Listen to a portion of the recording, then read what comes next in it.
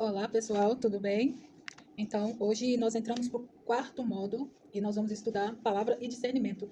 Gente, esse módulo é um módulo que eu gosto muito de falar sobre isso, porque realmente a gente pede, né, discernimento ao Senhor e Ele nos dá. E eu gosto muito de falar desse tema e gostaria que vocês acompanhassem aí na tela, nesse módulo que estamos entrando, é o quarto, tá bom? Para terminar esse curso, faltam apenas mais 2 módulos, tá bom?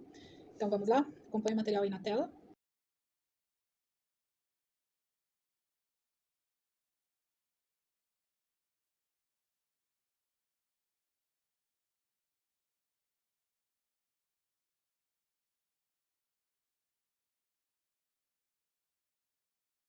Então, vamos iniciar então essa aula. Vai ser o quarto módulo, como eu disse, e o tema é como interpretar a Bíblia.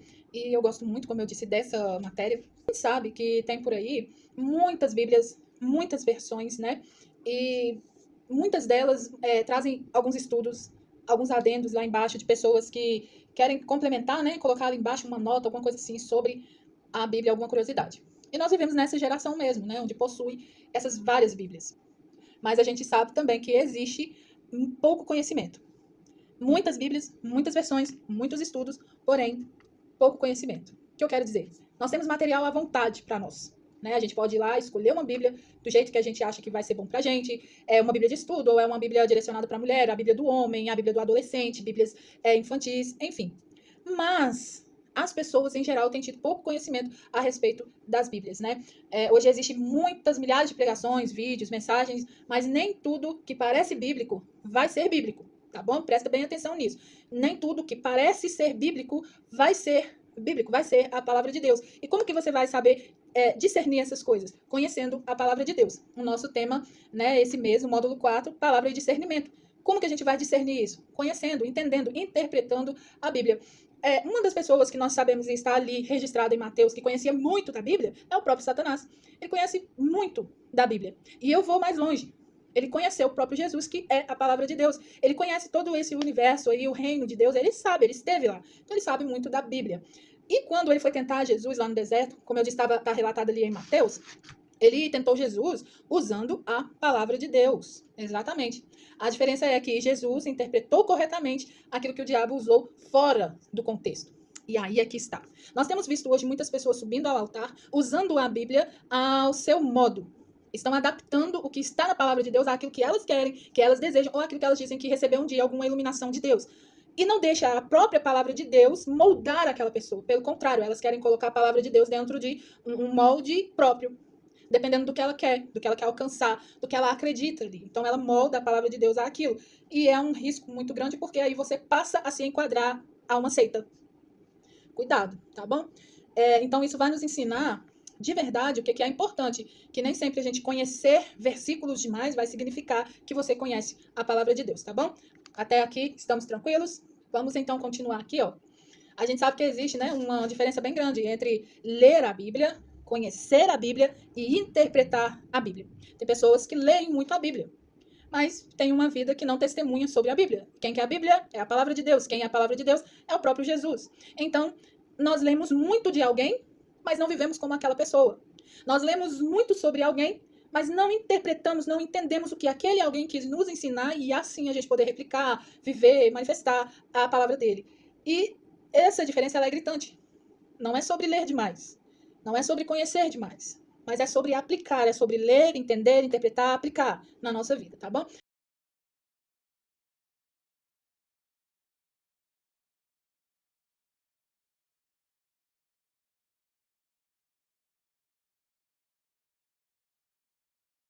Mas então o que significa que interpretar? Vamos olhar aí na tela. Interpretar fala assim que significa descobrir aquilo que Deus realmente quis comunicar, né, inspirou naquele texto ali. Não é perguntar, por exemplo, o que esse versículo significa para mim? Primeiro nós devemos perguntar o que esse versículo significa quando foi escrito.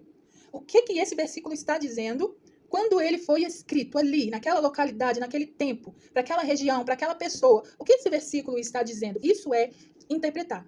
Eu não posso pegar o texto ali e dizer que aquilo foi escrito para mim, para o meu próprio desejo, minha própria vontade. Primeiro eu preciso interpretar o que o Senhor está dizendo a respeito daquele texto, tá bom? Depois disso que a gente vai fazer a seguinte pergunta: como que ele se aplica na minha vida hoje? Então, eu entendo o que o texto quis dizer, eu entendo o que ele quis dizer para aquela época, para aquelas pessoas, para aquela mulher, para aquele homem, para aquele doente, eu entendo o contexto e então, depois disso, eu aplico, porque ali existiu o entendimento e você aprendeu com uma palavra, e aprendendo com a palavra, você quer aplicar. Mas não foi você quem estava lá naquele dia, tá entendendo? Não foi diretamente para você, ali, não era você que estava lá, não foi você que foi buscar água no poço, entende? A mulher samaritana foi buscar a água, e quem que estava lá sentado esperando por ela? Jesus. Por que Jesus disse que era necessário passar por ali? Né? Ele usou essa palavrinha. Os judeus não queriam passar por ali, não passavam por aquela região de Samaria. Mas Jesus respondeu para eles assim: é necessário que eu vá até Samaria. Jesus tinha um compromisso, um plano, uma ideia. No coração dele já existia esse plano e ele queria encontrar com uma mulher samaritana lá no poço. E isso aconteceu com uma mulher samaritana. Esse é o contexto. E por que que os judeus não quiseram passar por ali? Porque eles não se davam bem. Nem judeus, nem samaritanos se davam bem. Eles não gostavam dos samaritanos, então eles evitavam passar por aquela região. Mas Jesus falou assim, não, eu vou passar, eu preciso. Eu tenho um compromisso, é necessário que eu vá por aqui. E Jesus foi ao encontro dela. Esse é o contexto. Aconteceu com ela. Mas como eu aplico isso para a minha vida hoje?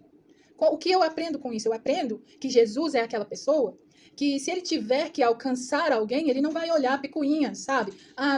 Jesus não abençoa aquela pessoa, não vai por aí, não fala para aquela pessoa, não porque eu não falo, porque eu não gosto. Não, Jesus vai falar assim, é necessário, eu tenho um plano para aquela pessoa. Não é sobre as opiniões dos outros, não é o que eu acho, não é o que eu penso, não é sobre mim, é sobre ele. O que eu aprendo sobre isso, como eu aplico isso na minha vida, que Jesus, ele sim, ele planeja para alcançar alguém, ele faz o que for preciso para ter um encontro com essa pessoa.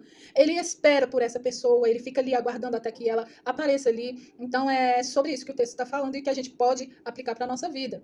Então, nós precisamos entender que eu não posso pegar a Bíblia e, de repente, criar uma campanha na minha igreja por causa de um versículo que eu li e falar que foi Deus quem falou que eu devia criar essa campanha.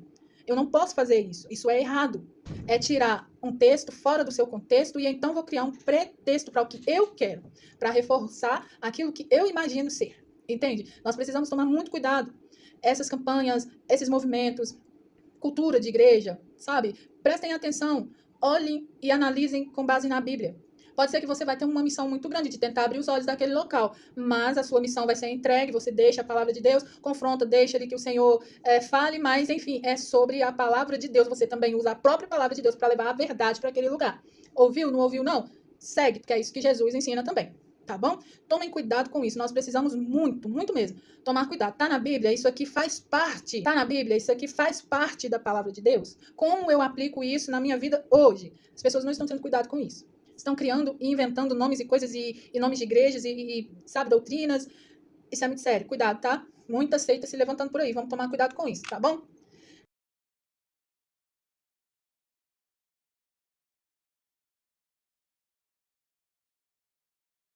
Uh, Um outro tema aí que a gente vai conversar aqui nesse estudo é que a Bíblia ela vai se interpretar. A Bíblia mesmo interpreta a própria Bíblia. A Bíblia ela nunca se contradiz. Ela é um dos maiores princípios de interpretação. Nunca, jamais você vai ver a Bíblia se contradizendo. Se você ler um versículo e perceber ali, esse texto aqui está contradizendo aquele ali, com certeza você leu errado, tá bom? Eu te afirmo, com certeza a sua interpretação está errada. A Bíblia nunca está errada, é a sua interpretação que está errada. A Bíblia não se contradiz, ela mesma se explica por si só. Não tente ler apenas um versículo para querer reforçar aquilo que você quer provar. Tá bom? Um versículo ali separado, né, é complicado. Você está tirando um versículo da história toda, do contexto todo. Não façam isso, tá? Lá em 1 Pedro 1,20 fala assim, ó, sabendo primeiramente isso, que profecia da Escritura provém de particular elucidação. É por isso que nunca construímos uma doutrina usando apenas um versículo. Tome cuidado, gente, é sério.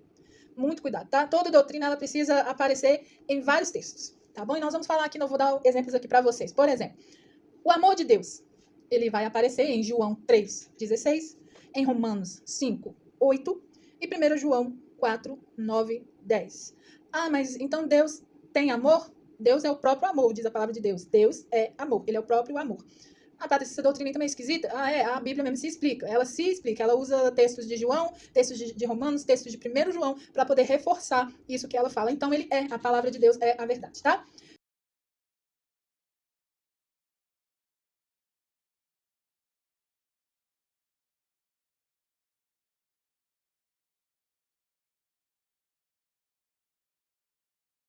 Nós vamos caminhar aqui para 5 passos para a gente interpretar corretamente a Bíblia. A gente precisa caminhar, né, por lugares que realmente a gente vai ver ali o ensino da doutrina bíblica. Não é o ensino da doutrina da Igreja Batista, não é o ensino da doutrina da Igreja Metodista, nem quadrangular, nem de igrejas congregacionais de bairro, não é, enfim, não é ensino de doutrinas de igreja. Nós devemos nos reunir para o ensino da doutrina bíblica.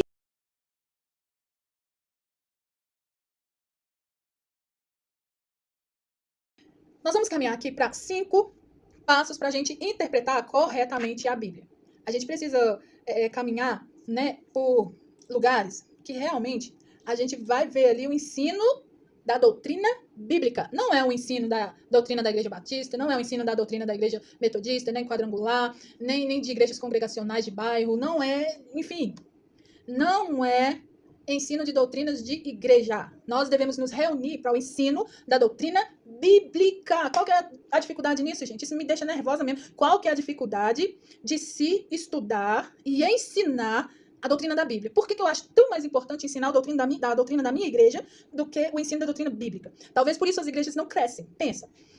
Lá em Atos, nós vemos acontecer um fenômeno lindo, maravilhoso, de um crescimento gigantesco da igreja de Deus, da igreja de Cristo. Ali os primeiros cristãos. Por que crescia? Você sabe me responder? Por que essa igreja crescia? Sabe por que essa igreja crescia? Porque ali o texto já explica. Diz assim, ó, que eles se reuniam para o ensino das doutrinas e da escritura. Então, qual era o objetivo deles se reunirem? Estudo da doutrina bíblica, estudo da palavra de Deus, estudo dos ensinos sobre Jesus. E quem que dava o crescimento? Não era eu que ficava indo atrás das pessoas para buscar outros. Não era fulano de tal, não era Paulo indo atrás falando, vem, gente, pro estudo. Vem, gente, é hoje, pelo amor de Deus, gente. Vem, gente. Não. Eles se reuniam, ponto. Estudavam a palavra de Deus, ponto. E o texto explica como que a igreja crescia. Deus fazia crescer. É isso. Como que eu faço, então, para minha igreja crescer? Patrícia, como que eu faço, então, para minha igreja crescer? Apenas ensine a palavra de Deus, pura e simples, sem acréscimos, sem querer ensinar doutrinas de igrejas. Ensine apenas a palavra de Deus, se atenha, nem sei se essa palavra existe, se concentre em ensinar apenas a palavra de Deus. Quando você se compromete no ensino da palavra de Deus, próprio Deus faz isso crescer. Se você tem compromisso com a palavra de Deus, quer ensinar e expandir as doutrinas bíblicas, quem faz crescer é o Senhor. Não é o meu esforço, não é o seu esforço. Não é essa cara bonitinha nem o seu sorrisinho, tá bom? Não é. Quem faz crescer é Deus. Mas por que ele faz crescer? O texto explica, e eu já disse. Ensino das doutrinas, tá bom? Então vamos lá.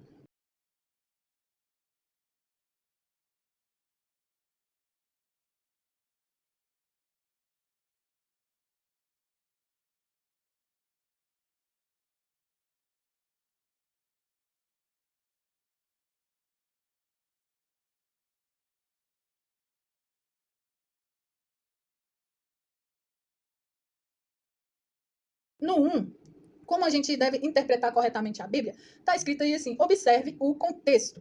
E eu já falei sobre isso um pouco atrás. Essa é a regra mais importante, tá, gente? Leia a Bíblia, observe ali o contexto. Para quem que está falando? Faça perguntas para a Bíblia.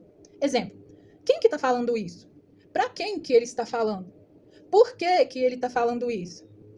Quando ele falou isso? O que estava acontecendo nesse lugar quando ele falou isso? Entende? Faça esse tipo de perguntas. À medida que você faz perguntas para o texto, a palavra vai sendo esclarecida na sua mente. Essa é a regra mais básica, gente. Né? O texto, fora do contexto, ele vai virar um pretexto. Quem que escreveu, por exemplo, quem escreveu o livro? Para quem que ele escreveu esse livro? Em que situação ele estava quando ele escreveu esse livro? Por exemplo, tem um versículo que a gente gosta muito de falar, né? Alegrem-se sempre no Senhor. Alegrem-se sempre no Senhor. E aí nós fazemos bilhetinhos, escrevemos para alguém, mandamos a mensagem, alegrem-se sempre no Senhor. Mas existem versículos, passagens, que quando a gente vai ver o contexto, aí que a gente fica mais admirado, né? Porque Paulo, quando escreveu sobre isso, ele era aquela pessoa que mesmo em prisão, ele escrevia mensagens de fé, ânimo, para as pessoas, sabe? E esse versículo, por exemplo, alegrem-se no Senhor, Paulo estava, nesse momento, ele estava encarcerado. Imaginem, dentro de uma prisão, Paulo mandando ali mensagens de edificação, mensagem de ânimo para a igreja. Esse era o contexto dessa mensagem. Muitas vezes a gente replica sem entender todo o contexto por trás, ou seja, nos ensina tanto e tão profundo que a nossa alegria, a nossa força, ela está no Senhor. Quantas vezes ele manda carta fortalecendo pessoas, igrejas, e ele estava muitas vezes em prisão, encarcerado, às vezes estava em prisão domiciliar também. Quantas vezes ele fez isso e demonstra ali? Se você lê pura e simples a carta sem querer entender o que estava acontecendo naquele momento, você acha assim que Paulo estava sentado conversando com algumas pessoas e dando dicas e animando e ensinando, mas ele estava em condições que muitos de nós muitas vezes não iríamos conseguir animar outras pessoas enquanto estamos encarcerados, doentes, aflitos, abatidos, e todas as vezes Paulo mostra nas suas cartas essa mensagem de perseverança, de ânimo, né? Então é muito interessante quando a gente estuda o contexto, o que aconteceu, em que situação aquela pessoa escreveu aquilo, a nossa mente abre, muita coisa em nós é explicado, né? Tudo posso naquele que me fortalece, Filipenses 4,13. E muitos de nós usamos esse versículo para dizer assim, você vai passar na prova, você vai conseguir, você vai comprar a sua casa, tudo posso naquele que me fortalece. Mas o contexto, né, queridos, fala sobre aprender a viver tanto na abundância como na escassez. Tudo posso em Cristo, que me dá força para poder. Eu posso estar numa situação muito difícil hoje, numa situação muito complicada na minha vida, na minha família, e mesmo assim declarar, porque a minha força não está em mim ou nas circunstâncias ao meu redor, a minha força está na palavra. Então, esse era o contexto, né? Paulo fala muito sobre ânimo, mesmo em situações adversas. Paulo, nesse versículo, por exemplo, de tudo posso naquele que me fortalece, ele está dizendo assim, olha, eu consigo permanecer fiel em qualquer situação, porque Cristo é quem me faz ficar forte nela. É isso que ele está querendo dizer. Ele não está querendo dizer assim, que é para você sair repetindo por aí, que você pode ter um prédio daqui a 1 ano, porque tudo você pode naquele que te fortalece. Que você pode ter um carro daqui 6 meses, porque você tudo pode naquele que te fortalece. O contexto não era esse. Tá entendendo, gente? Vocês estão conseguindo pegar aí? O contexto é muito importante para que a gente possa aprender a interpretar corretamente a Bíblia. Paulo está falando assim, olha, mesmo que eu passe por situações adversas, por causa da força de Cristo que me encobre, eu consigo permanecer fiel. É isso que ele está dizendo nesse contexto, tá bom? Então, nós precisamos mudar completamente esse entendimento nosso. Buscar o conhecimento, buscar interpretar melhor a palavra de Deus, tá bom?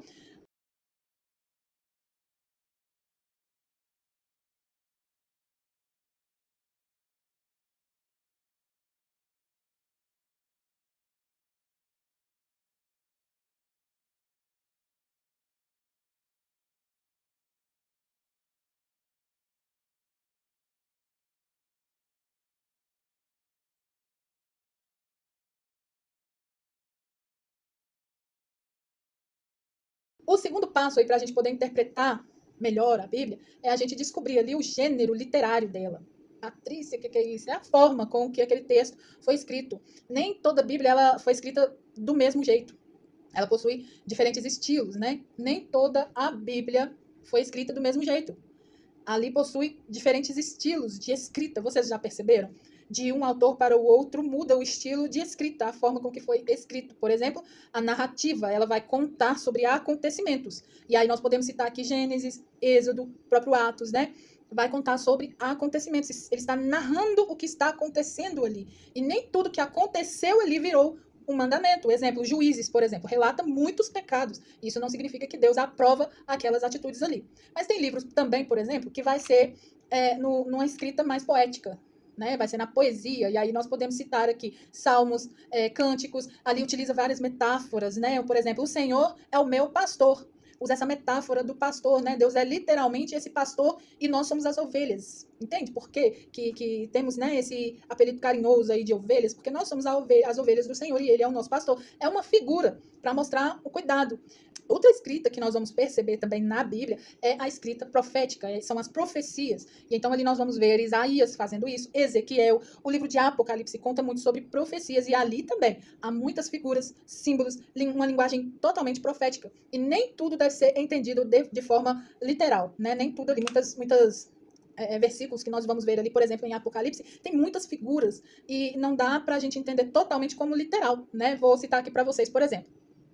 Olha aqui que interessante esse versículo aqui, que está em Apocalipse 12:16. Vai falar sobre a visão, né, que João tem ali a respeito de Cristo. Só que ele usa alguns símbolos. Agora imagine se isso fosse literal. Jesus tem olhos como chamas de fogo e uma espada saindo da boca e o seu rosto brilhando como o sol. Imagine essa figura, imagine se fosse literal.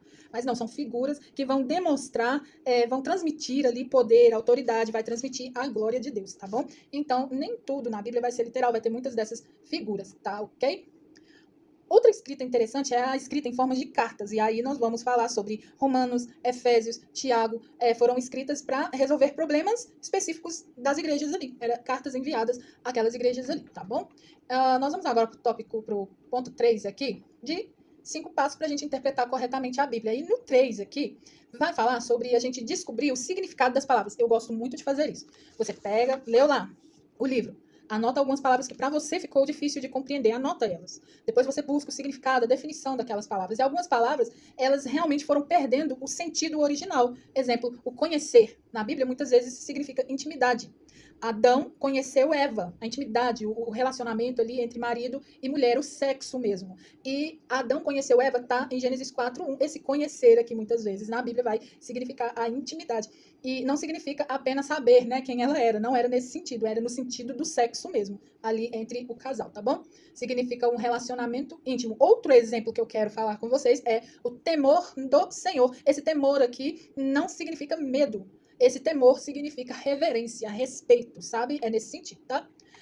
Dos 5 passos aqui para a gente poder interpretar a Bíblia corretamente, nós vamos para o 4 agora, que fala assim que nós devemos entender o contexto histórico. Falei sobre isso também, que a Bíblia foi escrita em uma cultura, em determinados tempos. Muitas coisas fazem sentido somente quando nós conhecemos os costumes. Tem um detalhezinho que eu gosto de comentar, que é que quando Jesus ressuscita, ali fica uma palavrinha ali dentro daquela história toda magnífica, que Jesus dobra o lençol que ele estava envolvido e coloca ali onde ele estava, né?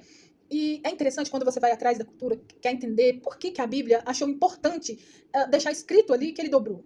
Não podia ter falado assim apenas que ele saiu de lá e saiu, porque ele se levantou e saiu, entende? Não, mas ela achou importante a palavra de Deus, Deus achou importante deixar ali escrito que ele dobrou o seu lençol e colocou ali. Isso não, nada na Bíblia é à toa, nenhum tipo de palavra que é escrita ali é à toa. Tem um significado e quando você vai atrás, você entende que na cultura da época, aquilo queria dizer assim, ó, eu vou voltar. Eu tô deixando aqui dobradinho e eu vou voltar. Tá bom? Acho muito interessante falar sobre isso. Quando as pessoas iam para hotéis, na época, né? Nós chamamos hoje de hotéis. Quando eles ficavam lá, ia repousar nos lugares lá, passar a noite e tal. Então eles dobravam as roupas de cama e deixavam dobradinhas para dizer assim, eu vou voltar. Eu acho isso muito interessante, né? Jesus fazer isso. Porque dentro da cultura dele, quem viu aquilo ali, entendeu, sacou na hora que ele estava falando. O contexto é muito importante para a gente ver que tem essas preciosidades ali dentro da Bíblia que é bom a gente conhecer. A Bíblia, ela é muito cheia de cultura, né? E a gente precisa entender esse contexto. Muito, muito, muito. A gente precisa entender bastante. Olha aqui um outro exemplo. Lavar os pés. Hoje, para nós, isso parece estranho, né? Mas na época era um gesto de humildade. As estradas, elas eram muito cheias de terra, eles ficavam muito, muito empoeirados, né? As pessoas usavam sandálias na época, por isso que Jesus lavou os pés dos discípulos. Isso está lá em João 13, tá bom? E sem a gente conhecer, queridas, a cultura, muita dessas riquezas podem passar despercebidos. A gente precisa conhecer um pouquinho, buscar, ter curiosidade, fazer perguntas para o texto, isso vai ajudar muito. Pegar as definições das palavras que ficou difícil de entender, tá bom? O quinto passo aqui, que eu quero falar com vocês sobre como interpretar a Bíblia corretamente, para mim é o mais importante, é que a gente precisa depender do Espírito Santo. Precisa depender dele. A palavra de Deus diz assim, queridos, que o Espírito Santo, ele vai nos ensinar sobre todas as coisas. E mais, ele vai nos fazer lembrar de cada uma delas. Procura esse versículo aí para você ver. A palavra de Deus garante que o Espírito Santo vai nos ensinar. Então dependa dele. O Espírito Santo não vai substituir nesse momento que a gente precisa parar e dedicar ao estudo. Né? Porque o Espírito Santo é um pai que quer ver os seus filhos evoluírem e ele deseja que a gente busque também. A gente não deve ser passivo, não. A gente tem que se esforçar, tá bom? O Espírito Santo ele não vai substituir esse esforço seu, não. Mas ele vai iluminar muito o seu entendimento. Jesus prometeu isso. Como eu disse aqui para vocês, em João 14 fala isso.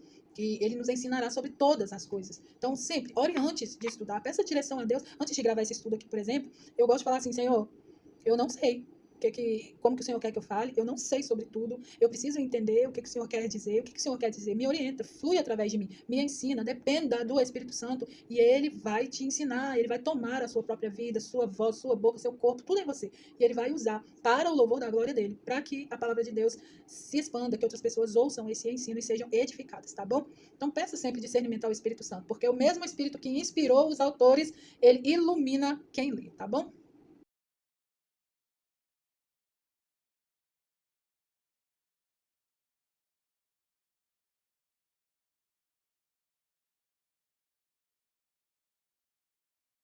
Quero falar com vocês também que os maiores erros na interpretação, ler apenas um versículo.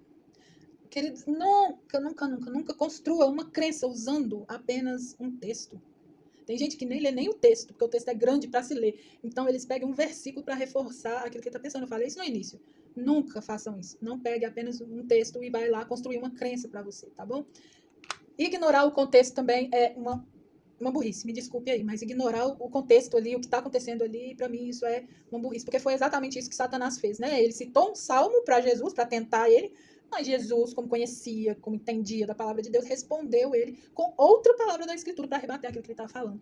E você acha que nós seremos enganados com ventos e conversas mirabolantes de outros lugares? Claro que não. Nós seremos enganados, muitas vezes as pessoas vão usar a própria palavra de Deus para tentar te iludir, vão usar a própria palavra de Deus para reforçar algo dentro da igreja delas. E aí você precisa ter esse discernimento. Senhor, que é isso? Coisa estranha é essa? Me ajuda? Me dá discernimento, Senhor. Em nome de Jesus, peça para ele e ele vai te ajudar, tá bom? Colocar a nossa opinião acima da Bíblia, gente, que perigo isso. É a mesma coisa de falar assim, Senhor, você não sabe de nada, não. É a mesma coisa de falar para a palavra viva, a Bíblia, a palavra que é Jesus, que deixou tudo revelado ali para nós, falar assim, deixa eu dar uma ajudinha e colocar um adendo meu aqui, porque o Senhor aqui ficou faltando. Então, cuidado, sua opinião não pode estar acima da Bíblia, não, tá bom? A pergunta aqui nem é assim, o que eu acho? Não é o que eu acho, mas o que Deus quis dizer a respeito desse texto, beleza?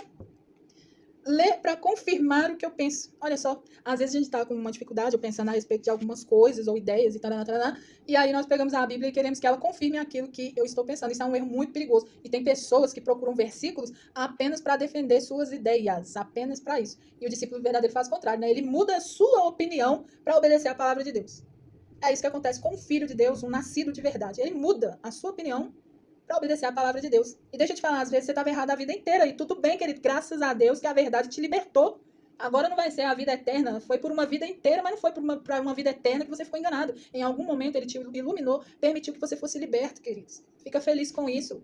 Ah, eu nasci assim, vou morrer assim. Ah, pelo amor, é crente Gabriela? Não, não somos, nós não somos desses, tá bom? O discípulo verdadeiro, ele vai sempre mudar de opinião para obedecer a palavra de Deus, tá bom?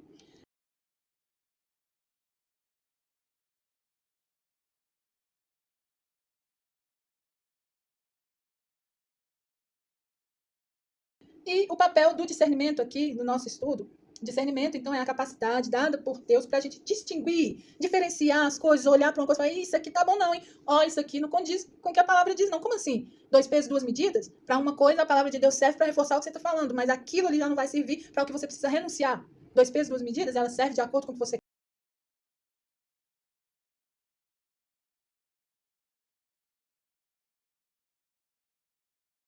E o papel do discernimento aqui no nosso estudo, discernimento, então, é a capacidade dada por Deus para a gente distinguir, diferenciar as coisas, olhar para uma coisa e falar, isso aqui tá bom não, hein? Ó, isso aqui não condiz com o que a palavra diz, não. Como assim? Dois pesos, duas medidas? Para uma coisa, a palavra de Deus serve para reforçar o que você está falando, mas aquilo ali já não vai servir para o que você precisa renunciar. Dois pesos, duas medidas, ela serve de acordo com o que você quer, com o que você pensa? Cuidado, queridos. Discernimento é a capacidade que Deus nos dá para a gente diferenciar essas coisas e não cair no engano, tá bom?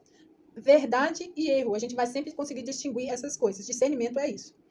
O que é doutrina bíblica, o que é tradição. Vai te dar sempre, vai te ajudar muito. O papel do discernimento é esse. O que é a voz de Deus e o que é a voz humana? Ei, dentro da igreja, tá bom? Um dos melhores lugares para você aplicar ou exercitar o dom de discernimento é dentro das igrejas. Aquilo que você está ouvindo, aquilo que você está vendo, aquilo que você está cantando, é verdade ou está errado? Está biblicamente ali, conforme a palavra de Deus, está ali juntinho? Ou é só uma tradição da igreja?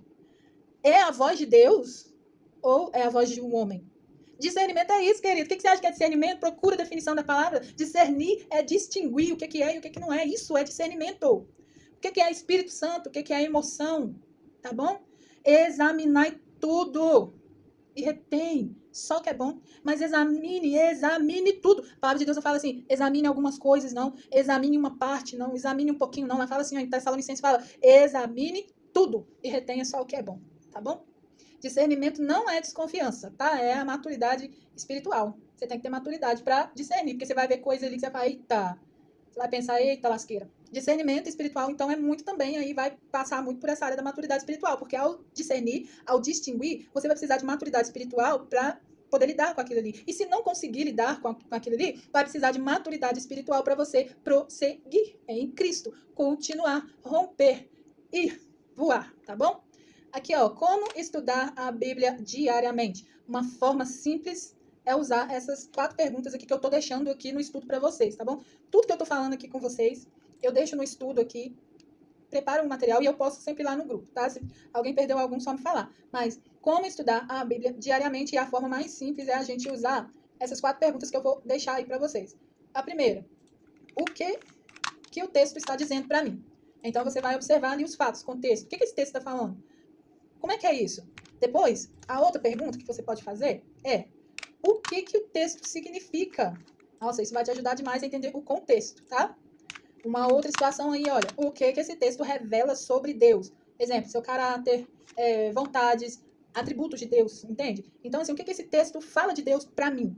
E a pergunta 4 aqui que eu tô deixando para vocês é como devo viver depois de ler isso, que é a aplicação pessoal, né? Toda escritura, toda leitura, ela deve gerar transformação em você, tá bom? Senão é só leitura.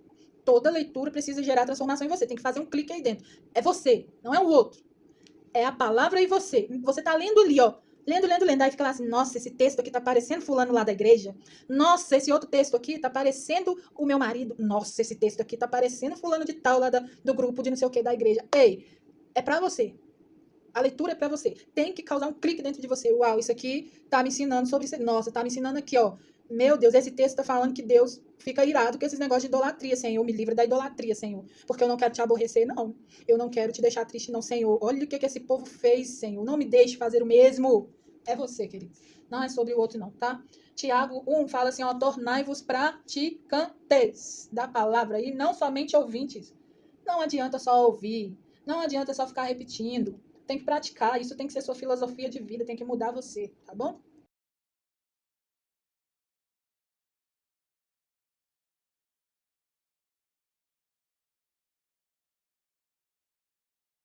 Quero deixar aqui para vocês também, tá lá, no texto aí, vai estar no material, umas curiosidades que vai enriquecer aqui a nossa leitura. Por exemplo, a Bíblia a gente sabe que ela foi escrita ao longo de mais ou menos 1500 anos. E foi cerca de 40 autores que participaram dessa escrita. E olha que legal, ela foi escrita. Isso eu falo com vocês lá no início do estudo, lembra? Lá nos primeiros vídeos. Mas ela foi escrita em hebraico, em aramaico e grego. E olha que bacana, que apesar disso tudo, ela possui apenas uma mensagem central. Qual que é? A revelação do plano de Deus para nos redimir por meio de Jesus Cristo. Ela não se contradiz, ela é maravilhosa, ela é poderosa. Eu amo falar sobre a palavra de Deus. É um lugar seguro, você não precisa ter medo de falar, porque é coerente, é certo, é verdade, é vida. É um lugar maravilhoso, é falar a palavra de Deus. Vamos lá? Jesus declara assim, ó, que é a palavra de Deus, são elas que testificam de mim, são elas que contam de mim, lá em João 5,39. Uma aplicação prática que eu tô deixando aí para vocês é que antes de você abrir sua Bíblia, queridos, faça uma oração, sabe? Fala com o Senhor, converse com Ele. Fala, seu Senhor, me ajuda a compreender a tua palavra. Me livra de interpretar segundo as minhas próprias emoções ou os meus interesses, sabe? Senhor, me dá um coração que seja ensinado, né? Para que eu não apenas conheça as Escrituras, mas que eu seja transformado por ela. Em nome de Jesus, peça isso ao Senhor, sabe? Seja humilde, fale com Ele. Tá bom? Tô deixando aí uns textos para vocês memorizarem. É bom memorizar alguns versículos, principalmente 2 Timóteo 3, Salmo 119, 105, Josué 1:8, Hebreus 4:12, Tiago 1:22, 2 Timóteo 2:15. Memorize, vai ser bom, isso vai te ajudar, tá bom? Quero concluir com vocês dizendo assim que interpretar a Bíblia corretamente não vai ser um exercício apenas intelectual, mas é um ato de reverência mesmo, de respeito, porque quanto mais nós conhecemos o texto, a intenção do autor e dependemos do Espírito Santo, mais nós vamos ouvir a voz dele com clareza. A palavra de Deus ela não foi dada apenas para aumentar o nosso conhecimento, mas para transformar o nosso caráter, fortalecer a nossa fé e nos conformar à imagem de Cristo. O verdadeiro discípulo não procura adaptar a Bíblia à sua vida, viu? Ele adapta a sua vida à palavra de Deus. Fica aqui esse estudo para vocês. Espero que vocês estejam gostando. Não consegui postar no sábado porque era meu aniversário, então eu fiquei mais tranquila, parei algumas coisas aqui, mas tá aí. Material, gente, vídeos, aulas, essas coisas, tem muito na internet e basta o nosso esforço, né, de ir lá, recorrer e buscar ajuda, orientação de Deus, dependência de Deus, pra gente poder aprender mais da palavra dele. Então, segue aí o material para vocês, estarei postando aí no grupo. Um abraço e até depois.